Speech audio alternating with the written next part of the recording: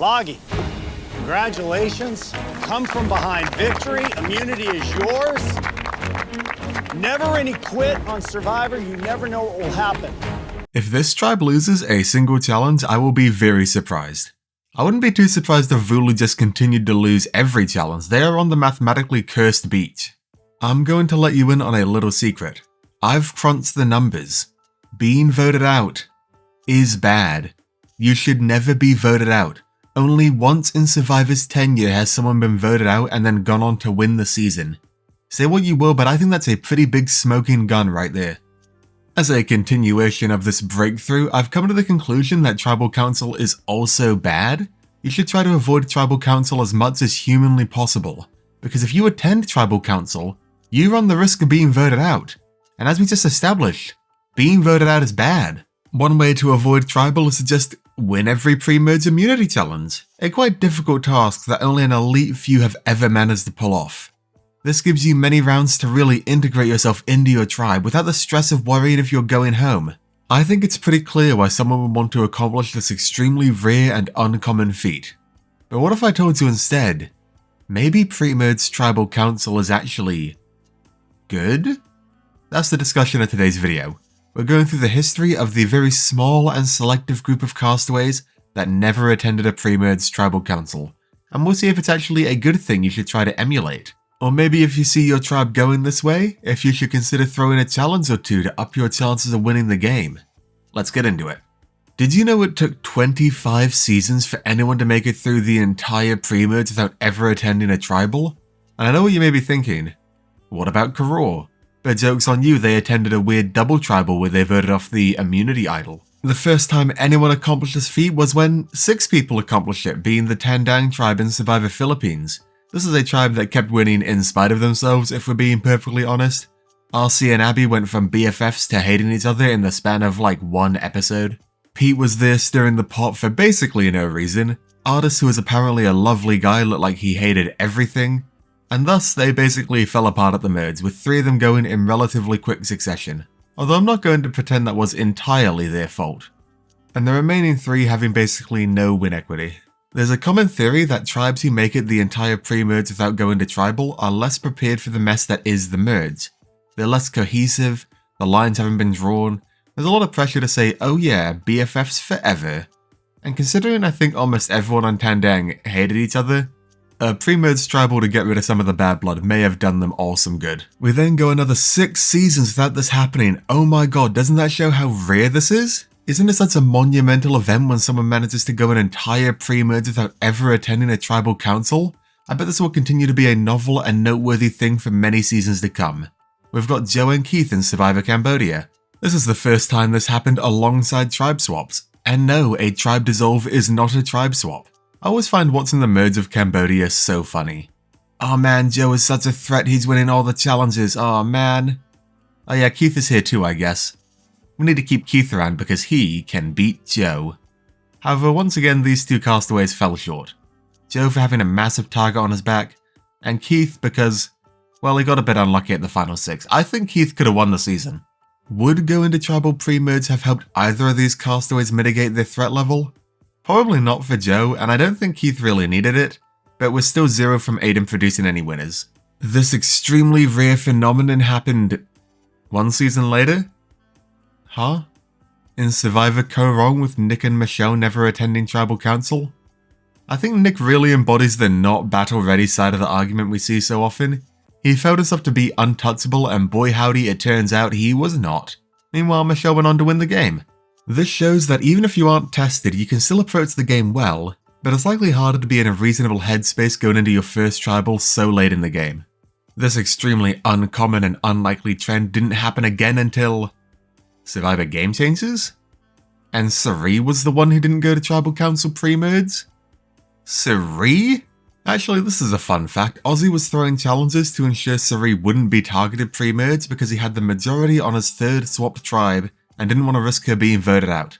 So Sari going to Tribal pre-merge would have almost definitely just hindered her game here. Too bad Ozzy couldn't protect her from the inevitable. Thankfully, this phenomena that took 25 seasons to occur and definitely isn't becoming super common wouldn't happen again until Survivor Heroes vs Healers vs Hustlers. with Jess, Cole, and Dr. Mike. Once again, none of these players performed particularly well, except my glorious king Dr. Mike. I think it's safe to say a tribal council could have done them some good. Even voting out Cole pre-merge may have saved the Healers tribe from what seemed to be a complete falling apart.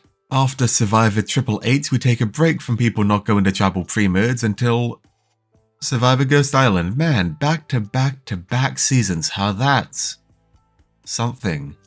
It was of course the noble one. He truly was living the dream on Ponderosa. Not only did he make it all the way to merge without attending tribal, he then gained an idol that was good for exactly 2 tribal councils before proceeding to not use it at the tribal council where he lost his vote after one of the people he was targeting basically played an idol. A legacy advantage is an idol, I don't care. This man needs to be studied. I cannot think of a series of worse decisions in such a short time span. Would a pre-merge tribal have shaved off some of his cocky attitude? It's possible, but I don't think the noble one is particularly self-reflective. Thankfully, we do take a short break from players being immune the entire pre-merge. It really was beginning to lose its luster. Sorry, I meant a 1-season break. It happens again in Edge of Extinction. To 5 people.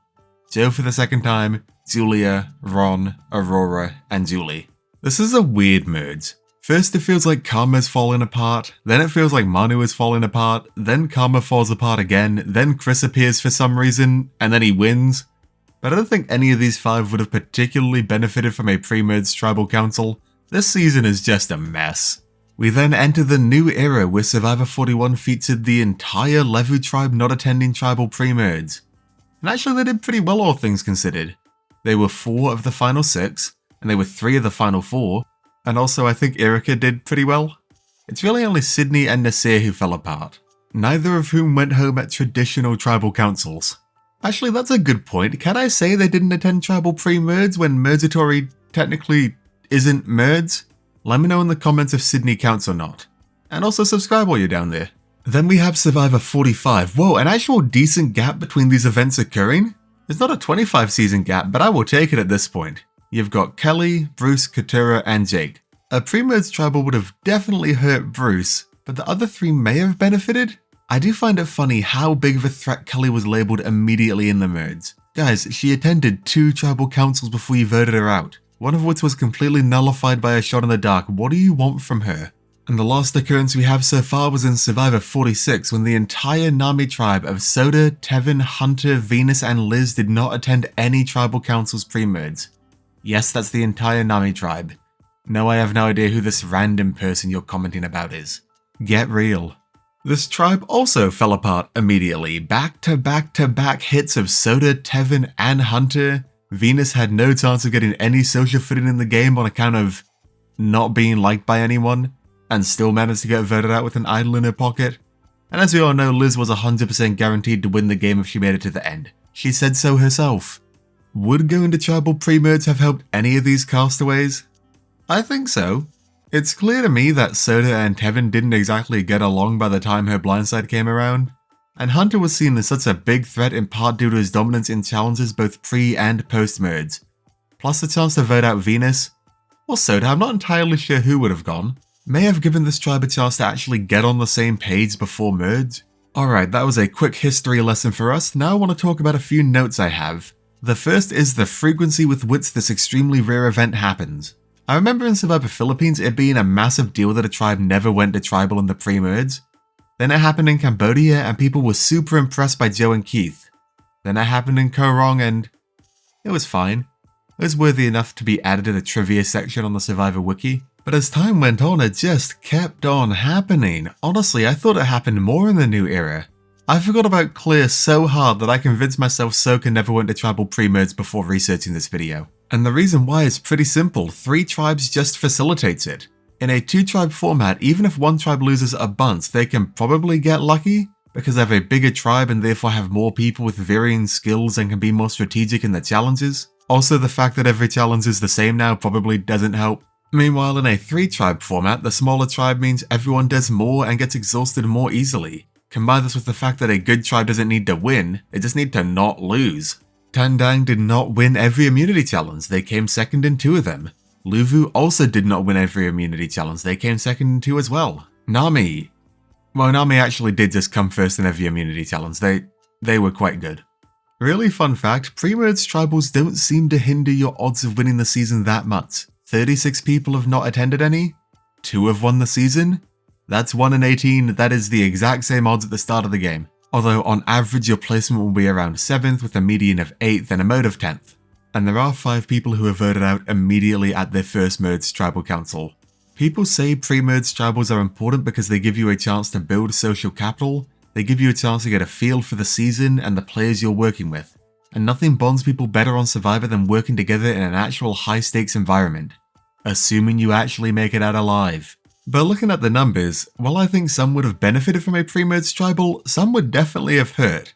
Interestingly, most of the people who I think would have hurt were returning players, including Bruce. So if your tribe is winning a bunch of pre-merge immunities, it's probably fine. You probably don't need to be throwing challenges. Although maybe you can be a badass and a manipulator of the game.